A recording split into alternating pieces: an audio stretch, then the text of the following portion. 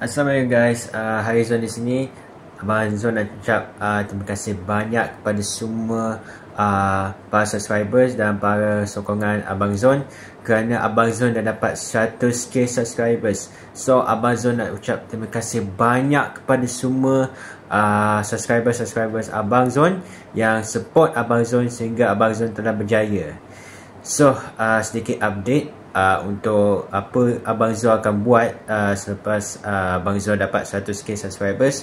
Okay, so Abang Zon akan buat ada video-video baru yang akan datang, which is coming soon, so standby untuk tu.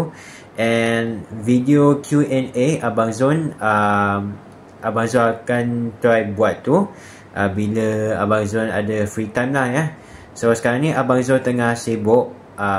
Sekarang ni Abang Zon tengah sambung belajar sekarang ni, and mungkin masa cuti semester ni Abang Zon akan cubalah buat video Q&A tu. So pada semua yang tanya-tanya, so ramai orang semua tanya mana pergi Abang Zon gimana, kenapa Abang Zon lama tak buat video. Okay, disebabkan Abang Zon tengah sambung belajar di universiti di Putrajaya. Abang Zon sekarang ni tengah sibuk lah dengan buat assignment. Memang banyak assignment time tu, tapi so far untuk short semester ni dah nak habis dah pun. So dalam cuti semester ni Abang Zon akan cubalah buat video Q&A tu. And ada banyak-banyak lagi video Abang Zon belum habis edit lagi. Dan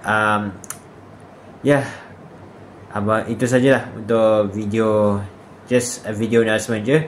Sekali lagi Abang Zon nak ucap terima kasih banyak kepada semua yang sokong Abang Zon.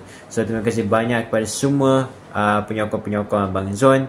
Dan next time kita akan cuba, Abang Zon akan cuba dapat 1 juta subscribers pula. Okay, so kita dah dapat Abang Zon dah dapat 100k subscribers. Sekarang mari kita cuba dapat 1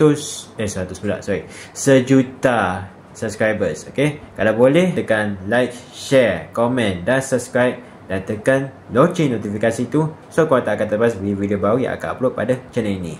Jadi itu saja video hari ini. Abang Zon akan cuba korang ke video yang seterusnya, iaitu video Q&A. See ya.